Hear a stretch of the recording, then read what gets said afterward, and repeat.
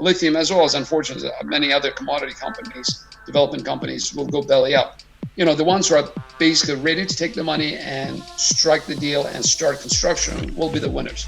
And that's exactly where we stand. That's exactly what gives us tremendous upper hand compared to almost anyone else. And that's when we'll be able to strike a deal and actually continue with our operations at that point and hopefully build even more value.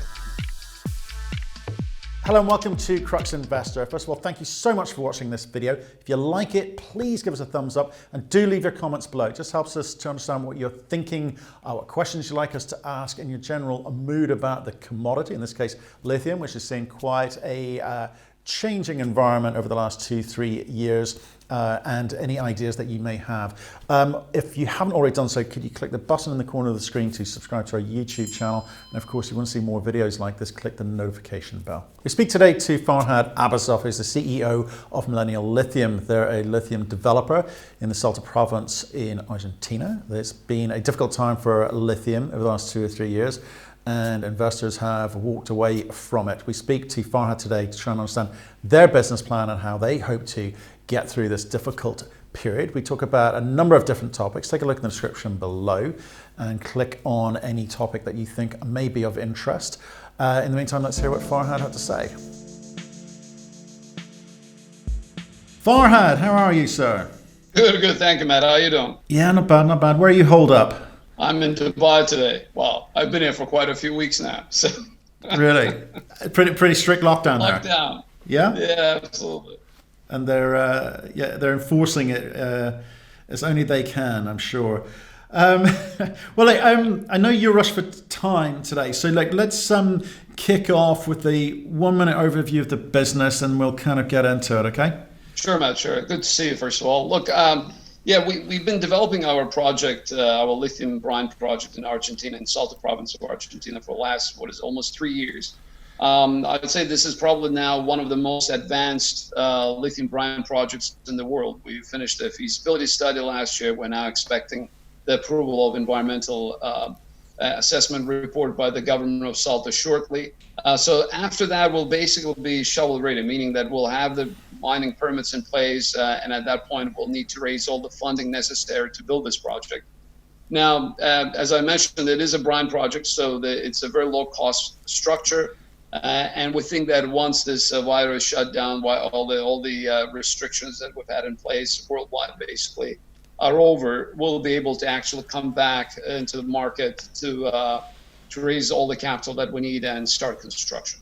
Okay, brilliant. Okay, now I usually start with understanding the business plan, which we've done before when we previously spoke, but I'm going to start this time with sort of run through the assets, because you're quite far advanced. So I think it'll be a nice, tidy process to go through and actually remind everyone what you've got today. So you completed the feasibility study last year. You've got a pilot plant. And what's the stage of the pilot plant at the moment? Well, we're going to be commissioning it shortly. So it's ready. It's already been built. We've been operating pilot ponds, evaporation ponds, for the last, almost 14 months now.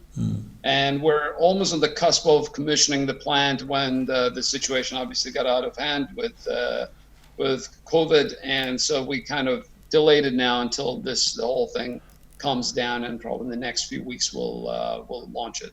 Okay, well, can we talk about all the moving parts of you made? So you've obviously got the ponds have been operating fine. You haven't commissioned the pilot plant yet, which basically means get it up and running. So it's been built, but you now need to kind of ramp it up. So that's been slightly delayed. Where are you with regards to the conversations with the province and at federal level with licenses, permits, and so forth? Because that's usually a big long pole in the tent.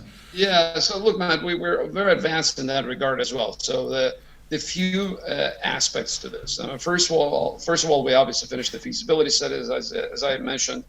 Now, the key thing about the feasibility studies, maybe I should mention here, is that it was based on traditional evaporation route. So that means that you use evaporation ponds, you use a processing plant at the end. And this is a proven process, proven by 3 out of 4 operators in Chile and Argentina. Now, once we're finished with the feasibility study, and then, by the way, this is going to produce about 24,000 tons of lithium carbonate of battery grade per year. So it's a large project for 40 years. So it's also a very long mine life here. Now, in terms of actual relationships and all the permitting, et cetera, with different branches of Argentinian government. Now, first of all, we needed to get what we call fiscal stability program. So that agreement with the government of Argentina, that is an agreement with both the federal and provincial authorities, basically fixes all our fiscal obligations as of the time of that application. So that was done late last year. So that means your royalties, your taxes, both corporate taxes at provincial level, federal level, et cetera, they're all fixed as of that time. So it cannot be changed retroactively. Why did you do that? Well, we did it for two reasons. That was something that we were planning to do from the beginning, but we did it actually earlier than we had anticipated, primarily because of the macroeconomic instability in Argentina.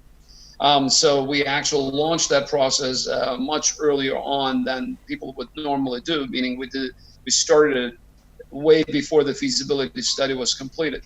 And as you probably might know, the situation has not been very stable there. And then, of course, the new president got elected, although he's being very vociferously supportive of the mining sector. But obviously, generally speaking, the economic situation has not been very rosy there. Hence, we rushed that process and we got it all done late last year so that, we're guaranteed that we will be, handling just those tax and royalties, will not have any kind of, negative surprise down the road. So that was a very important part. Now, in terms of mining permit per se, obviously the key document there is environmental impact assessment report, which was again completed and filed with the government early last year. And we were expecting to receive the approval of it actually earlier this year as well. Again, things got a little bit delayed primarily because of the presidential elections, because it wasn't just the federal level, there were also elections in Salta.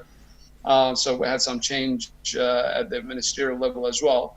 However, the new minister is fully supportive. We basically expect that to be signed momentarily. Then, of course, we had this shutdown and lockdown situation in Argentina, including Salta.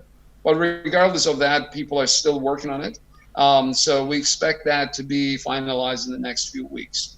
So that will be another key, I would say, milestone before we get a full mining permit to proceed. Okay, so relations are good because obviously I think you've got not only government, but they also had elections at the provincial level as well, did they not? Yeah, exactly. So they had the new president at the provincial level. So in other words, Salta had a new president too. And with the new president, obviously, quite a few ministers change. But, the good thing about Salta is that for the last, almost 10, 15 years now, they, all the successive governments have been very supportive of mining. So this government, this new incoming administration is no different. And that is very important for us because, if it happens, obviously, then there's a tremendous disruption for a lot of mining companies operating there, especially when you're at such a critical juncture when we're supposed to get, obviously, the AIR approval and then go into market to raise all the funding. Okay, so there's no kind of red flags around the permitting or licensing in terms of hold-ups that you can foresee, because those are the things which spook institutions when you're going and having those conversations, obviously.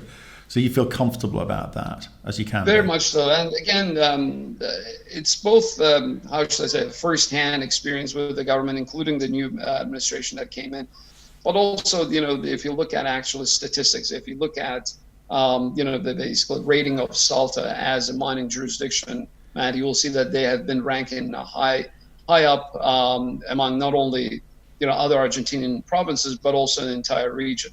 So that's why we feel comfortable and quite confident that this will be done without any major hiccups or delays. Okay, and you may or may not have started some of those conversations because it's been a sort of fairly turbulent time in the last 3 years in lithium, and the reason I want to discuss this is because when we were looking in Argentina back 2012, 13, people were very nervous, obviously, about the regime back then. Things have changed, but has the mentality changed in that time frame? Should people feel comfortable with Argentina again as an investment jurisdiction?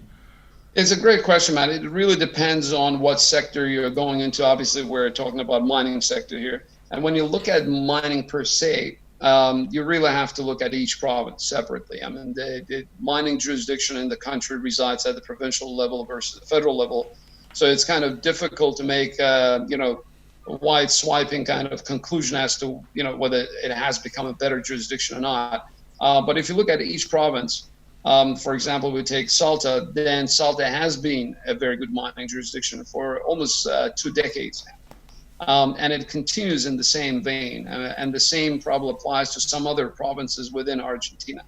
If you look at the country as a whole, meaning if you look at the economic situation of the country, or as an investment destination, or as a destination for FDI specifically, it has been a little bit choppy, to say the least, in the last 7 to 10 years.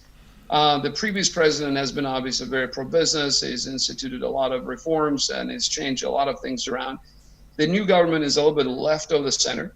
And so there have been quite a few questions about what kind of policies they're going to be introducing, what they will be doing, etc. Now, what I want to really focus on here is what they've been saying so far. As you know, the elections took place in late October. So the president really didn't start working until basically early this year. And so far they've been making, I would say, very positive statements about both energy and mining sectors. They realize that these are the key sectors driving the economy. They understand that these are two major sectors that will attract foreign direct investment. So they want to keep them healthy.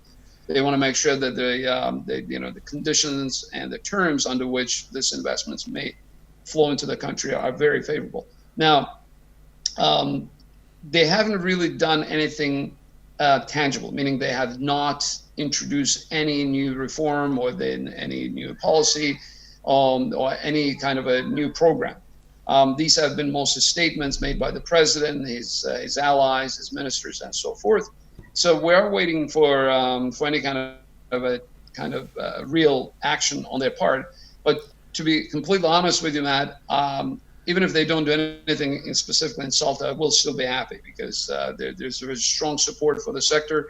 One thing that I think most of the mining companies expect to see is, of course, some kind of relaxation of the rules and all the restrictions imposed on fiscal situation, meaning on fiscal conditions in terms of currency exchange rules, repatriation of capital, and so forth.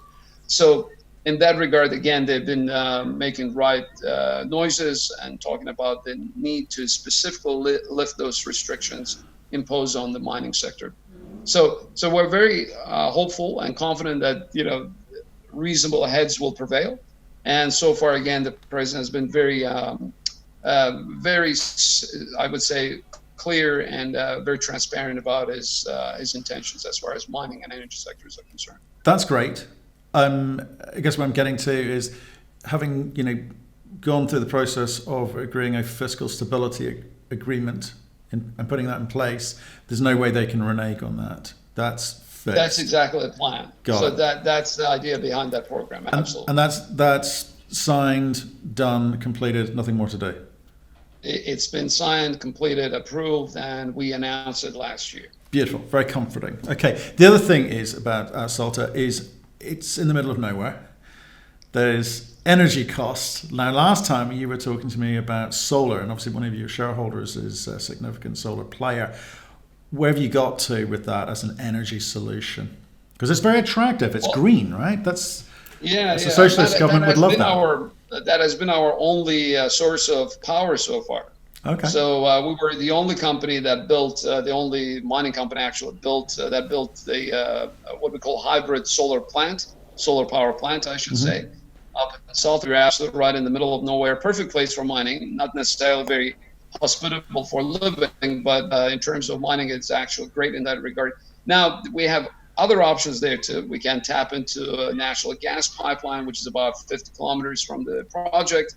But we intentionally made a decision to actually proceed with the solar option, primarily because it made a lot of sense, Matt.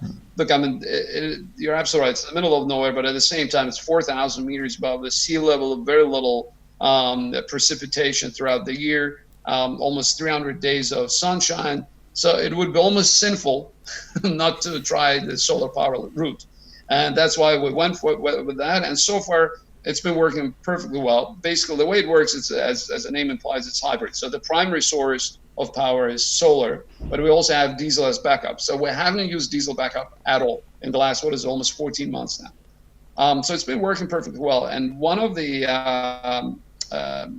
alternatives that we're looking at when we build a full-scale operation is actually scaling up this solar power plant and see whether we can meet all our production power requirements through this solar power plant per se. From what we've learned so far, Matt, the technology has improved dramatically. It's become really more advanced and actually cheaper too. So we think that now it is more realistic to actually meet all our power requirements through solar power plant down the road. And is that the cheapest energy solution for you as well? It is actually right now will be cheapest, absolutely, because it is, capex wise, I would say it's comparable to if we were to build, let's say, a pipeline to tap into natural gas pipeline, or we were to extend the transmission lines and so forth. But in terms of actual cost, per unit cost, it will be cheapest. Okay, and we'll remind people that there's a kind of potash byproduct as well, and that will add something to the bottom line once this thing gets up and running at speed. Yeah, that's a good point, man. So, obviously this is a lithium project, but the brine contains quite a few other elements, including potash, quite a bit of potash. In fact, it's 4-to-1. So in other words, a ratio of potash to lithium in the brine is 4-to-1. So for each ton of lithium that we'll be producing, we'll also have 4 tons of potash. So as I mentioned, 24,000 tons of lithium carbonate per year. That translates roughly into about 100,000 tons of potash per year. Now, the feasibility study economics did not include the potash byproduct. In other words, it did not take that into consideration. So that is a pure kind of a gravy on top of whatever we'll be doing with lithium. The plan originally is actually to stockpile potash for the first few years and then start selling it regionally, maybe even in the country itself. Yeah. To give you an example, right now potash fetches between $200 and $300 per ton, depending on the region, depending on the quality and so forth. So roughly we're going to be selling 100,000 tons. That's on average about $25 million of extra revenue coming into the company. That's not to be ignored. That's meaningful. Okay. No, not at all. And yes. Can you just sort of remind everyone of your track record? Because again, when we spoke last time, you talked about 3 previous successes, and I think that might put into the spotlight your ability to actually assess a plan which is going to work for you now. So look, I think that's an important point because quite a few members of the current management team have been with me for almost like 10, 12 years now. So they have participated in some of these successes. So it's the same basically management team that is going from one company to another, basically starting, then exiting, and then going to another one. So the business model that we've always employed is pretty straightforward. We want to find a project that has the potential to become a world-class project. And then we throw basically everything we got into it. In other words, we do not do multiple projects. We focus on one project at a time. And we take it from A to Z until it's ready to go into production, or we position it for potential M&A transaction. We've done quite a few things in the past. Maybe I'll just dwell on the ones that we've done in the public domain, because we've done obviously quite a few projects privately as well. But the most recent project was a potash project in Africa. It was a company called Alana Potash. It was a Canadian listed company, and we took it literally from scratch to the point where it was ready to go into production. We got all the permits in place, feasibility was completed, EIR was approved. Basically, we've been doing with Millennial so far. And then we got an offer from a large potash company out of Israel called Israel Chemicals, and we ended up selling it to them for $170 million. Just to give you an example, we started that company with $3 million, ended up selling for $170. Before then, I was a co-founder of another potash company. That one now was in a different part of the world. It was in Saskatchewan, Canada. The exact same thing, Matt. We started from scratch. We drilled it out. We confirmed the resource. We finished the feasibility study, got the permits in place, and then we got an offer from a large German potash producer called K plus S, or Kalium and Salz. And they bought it from this company called Potash One for $434 million. Before then, I was involved with a uranium company.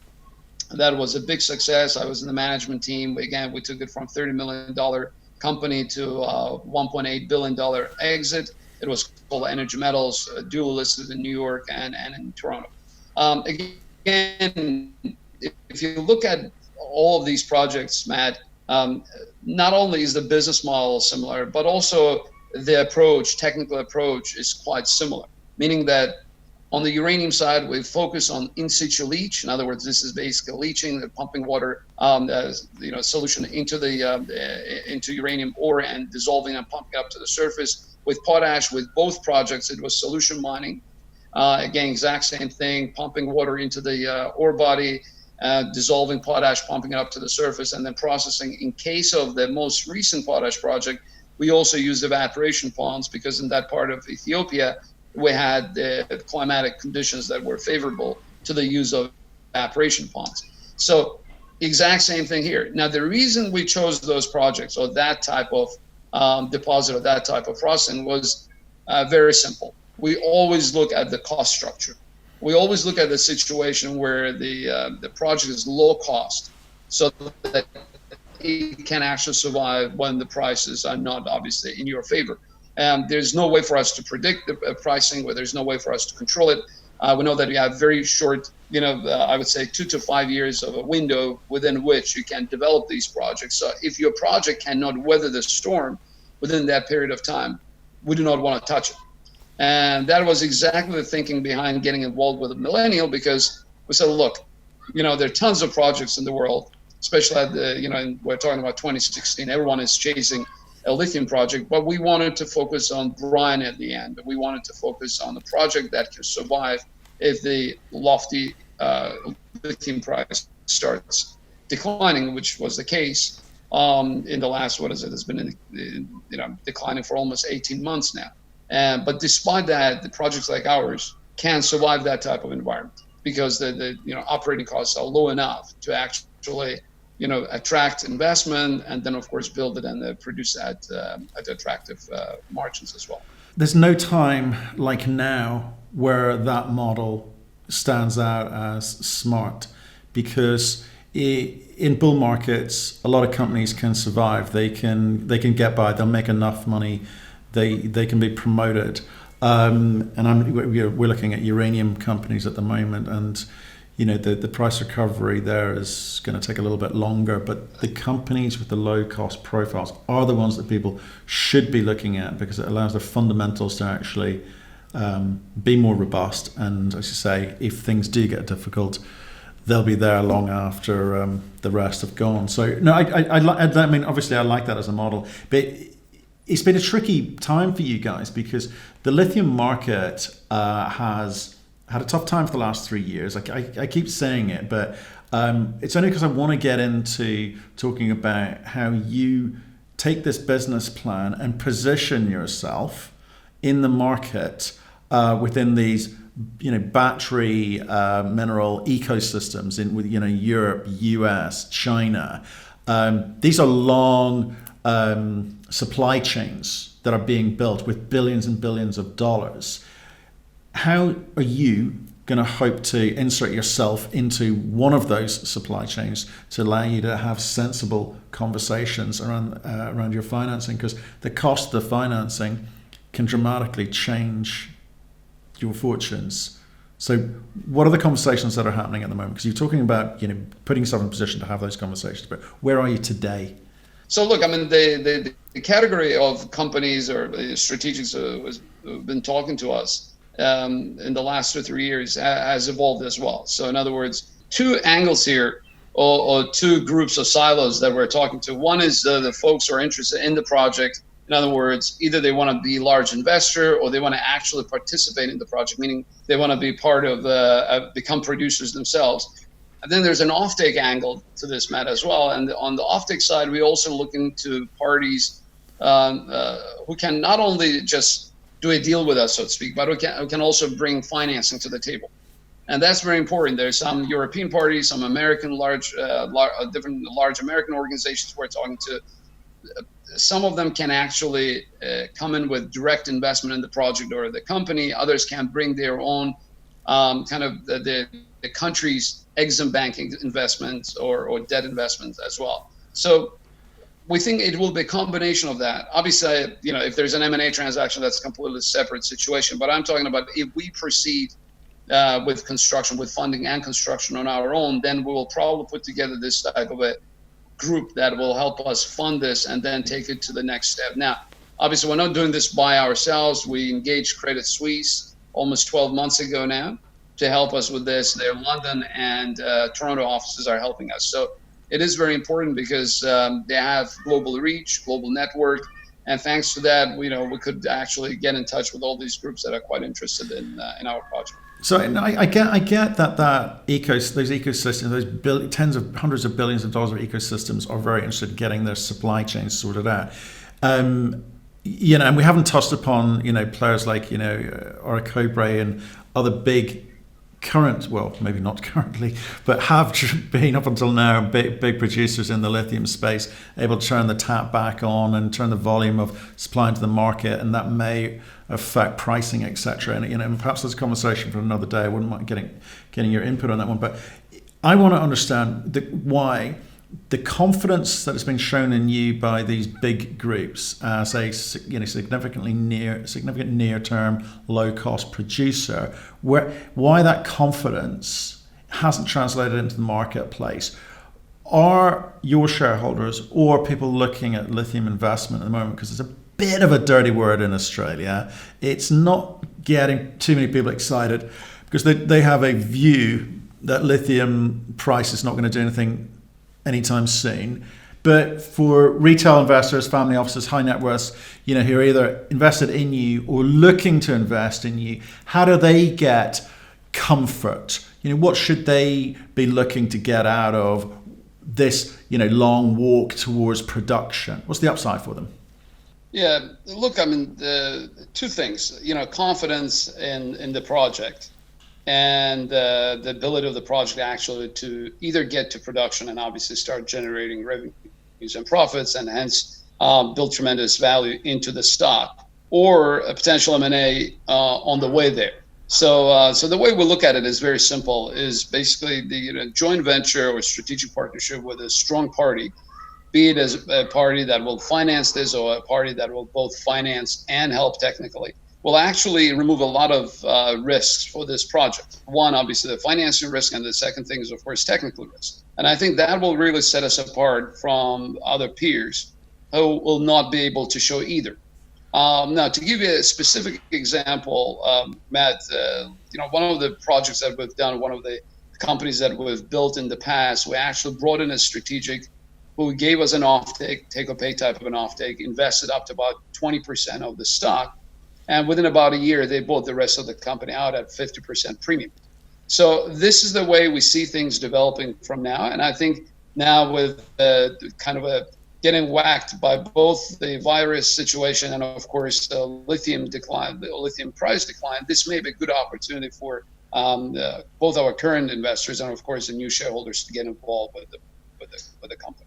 So I get that there are various structures that you can look at, and you've got to assess the market at any one time. But do you, because you've mentioned the M&A component twice during this conversation, and given your track record of delivering an exit point for the companies that you work for, have you got a preference? And where do you think the real maximum upside lies? Would it be just sell out now, get a good price, and move on to the next thing, or get this thing into production with a partner and build this thing out, possibly even bigger enterprise?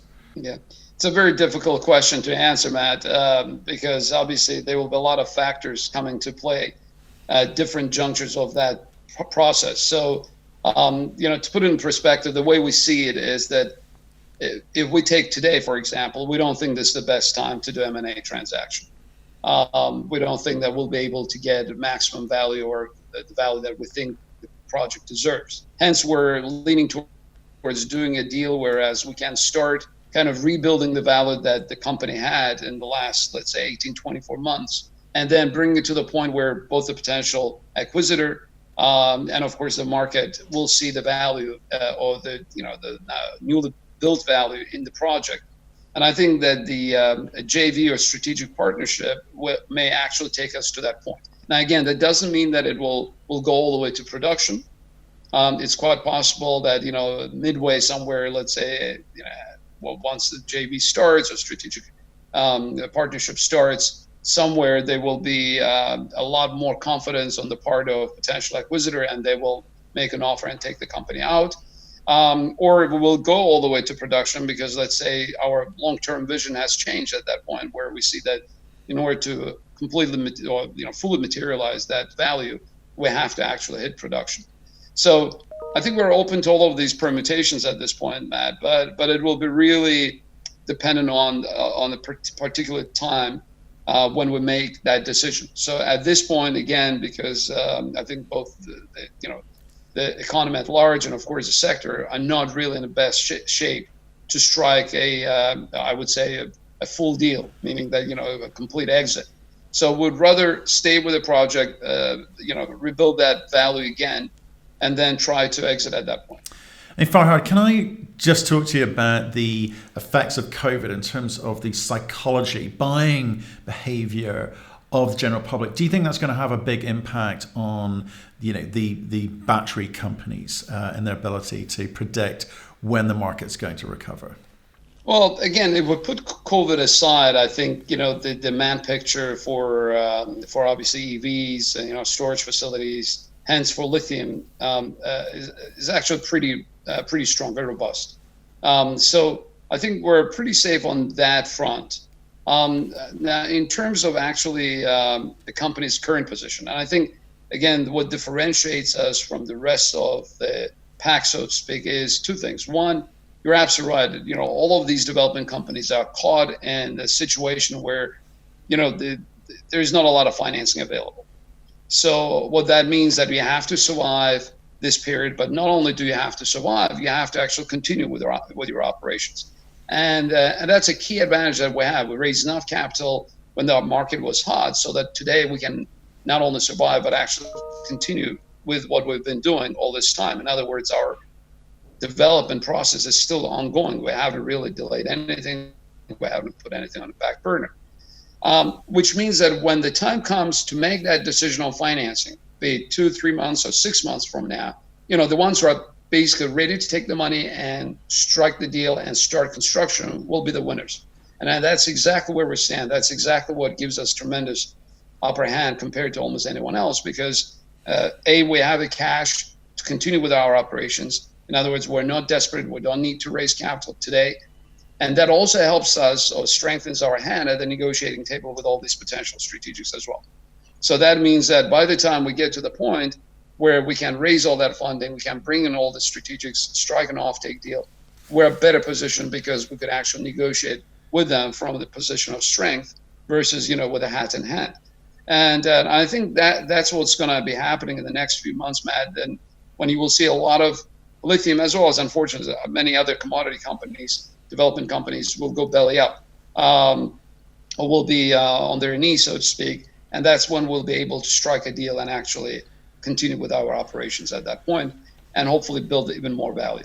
That's fantastic. I mean, that's what I was getting at. When I'm looking at lithium companies, I'm looking at companies, to me, who are, in terminal decline because they're nowhere near being able to get into production. They're trying to create monetization events through promotion rather than fundamentals, and they're unable to raise the most basic of capital to progress the company. And to me, that's huge red flags everywhere. And as like I say, the question was, given the advanced state that you're in, is that an advantage to the discussion? Sounds like it is. But look, Farhad, appreciate your time. Thanks very much for going through that. It's good to speak thank to you man. again. Thanks a lot. It's been too long.